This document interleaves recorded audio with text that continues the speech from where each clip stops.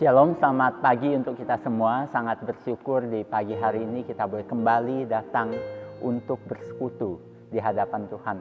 Sebelum kita masuk lebih jauh, mari kita bersama-sama kita tundukkan kepala kita ambil saat teduh. Saat teduh dimulai.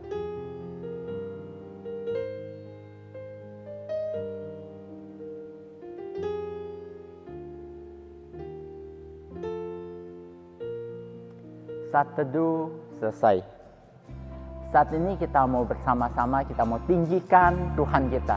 Kita mau angkat pujian, hormat bagi Allah Bapa. Karena Allah kita ada Allah yang layak ditinggikan. Dia pencipta langit dan bumi.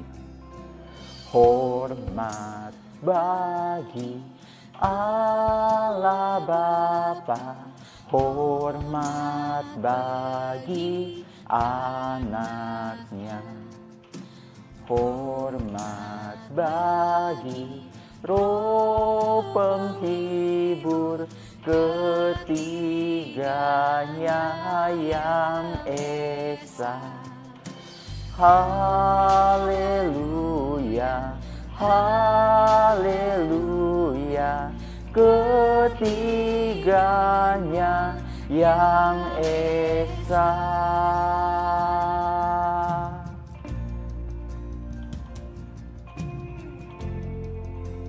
Mari kita berdoa. Tuhan, kami mengucap syukur kepadamu. Di hari ini kami boleh ada sebagaimana kami ada saat ini. Kami tahu semua adalah anugerah Tuhan. Tuhan, saat ini kami mau bersama-sama merenungkan kebenaran firman-Mu. Tuhan yang pimpin, Tuhan yang sertai. Terima kasih Tuhan, terpujilah nama-Mu. Hanya di dalam nama Tuhan kami, Yesus Kristus, kami berdoa dan mengucap syukur. Amin. Saat ini kita sudah sampai kepada Kejadian pasalnya yang ke-44. Bapak akan memilih beberapa ayat untuk dibacakan bagi kita semua. Bapak terus mendorong kita semua untuk membaca keseluruhan dari pasal yang kita bahas. Hari ini kita membahas Kejadian pasalnya yang ke-44. Kalian boleh baca itu sendiri di rumah. Bapak sudah membacanya. Kalian juga boleh membacanya di rumah. Dan saat ini Bapak akan bacakan beberapa ayat. Tetapi hamba-Mu ini telah menanggung anak itu terhadap ayahku dengan perkataan, jika aku tidak membawanya kembali kepada Bapa, maka akulah yang berdosa kepada Bapa untuk selama-lamanya. Oleh sebab itu, baiklah hamba-Mu ini tinggal menjadi budak tuanku, menggantikan anak itu.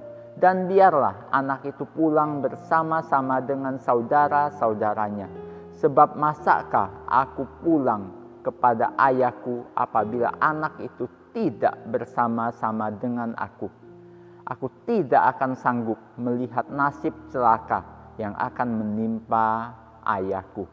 Berbahagialah mereka yang membaca, merenungkan, terlebih lagi melakukan firman Tuhan di dalam hidup mereka. Pada bagian ini kita melihat bagaimana Yehuda, kakak atau abang dari Yusuf, membela adiknya, yaitu Benyamin. Pada waktu itu sebelum mereka berangkat dari Kanaan, Yehuda telah berjanji kepada Yakub akan menjaga Benyamin, adiknya yang disayangi oleh Yakub itu.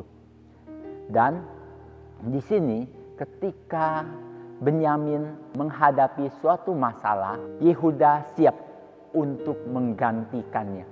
Di sini ketika Yusuf ingin menahan Benyamin di sana, Yehuda siap menggantikannya. Karena apa? Dia pernah berjanji kepada Yakub untuk menjaga Benyamin.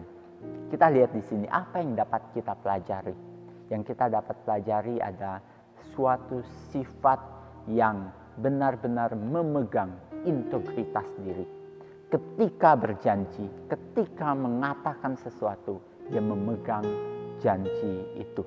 Tidak menghiraukan resiko besar yang mungkin akan dihadapi ketika dia memegang janji itu. Pada saat ini Yehuda, dia memegang janji yang pernah dikatakannya. Bagaimana dengan kita? Apakah hidup kita di dalam menjalani hidup ini, apakah kita memegang janji-janji yang pernah kita ucapkan? Misalnya kita berkata bahwa kita akan tetap hidup jujur di dalam hidup kita, apakah kita menjalankan itu? Nah, ketika kita berjanji kepada teman kita ingin melakukan sesuatu, apakah kita berupaya atau memegang janji itu dan terus berkomitmen memegang janji itu? Anak-anak, integritas adalah sesuatu yang sangat penting di dalam pengajaran kekristenan. Memegang janji, hidup berintegritas adalah dasar kehidupan yang harus dimiliki setiap anak-anak Tuhan. Dan pada pasal ini ditunjukkan dengan sangat baik oleh Yehuda. Dan kita lihat di dalam pengajaran Alkitab dari awal ketika kita membahas Kejadian, Tuhan kita adalah Tuhan yang memegang integritas. Ketika Dia mengatakan sesuatu, Dia tidak pernah meninggalkan janjinya. Dia selalu memegang teguh janjinya dan terus melakukan apa yang telah dijanjikannya itu. Bagaimana dengan kita? Apakah kita ada orang yang berintegritas?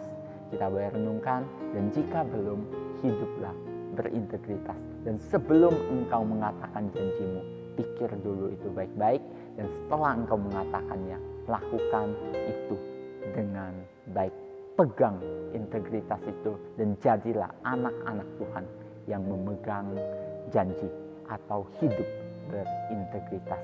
Kiranya Tuhan menolong kita semua. Mari kita berdoa. Tuhan, kami mengucap syukur untuk firman-Mu hari ini yang mengajarkan kami untuk hidup berintegritas. Tuhan, bantu kami.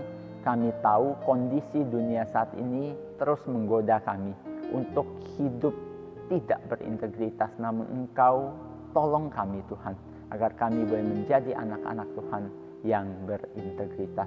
Tuhan, kami serahkan seluruhnya ke dalam tangan pimpinan Tuhan. Proses belajar kami, Tuhan, mohon Engkau yang pimpin agar kami boleh belajar dengan baik, memegang integritas. Ketika kami berkata kepada orang tua kami mau bersekolah, kami datang ke sekolah untuk bersekolah dan belajar. Bantu kami boleh memegang itu dan kami boleh belajar dengan baik di sekolah. Terima kasih Tuhan, segala puji, segala hormat kami naikkan kepadamu. Hanya di dalam nama Tuhan kami, Yesus Kristus, kami berdoa dan mengucap syukur. Amin. Anak-anak, jadilah seorang yang berintegritas, memegang integritas diri. Karena itu adalah sesuatu yang sangat-sangat penting untuk menjalani hidup ini. Kiranya Tuhan memberkati kita semua. Mari kita mengambil saat teduh.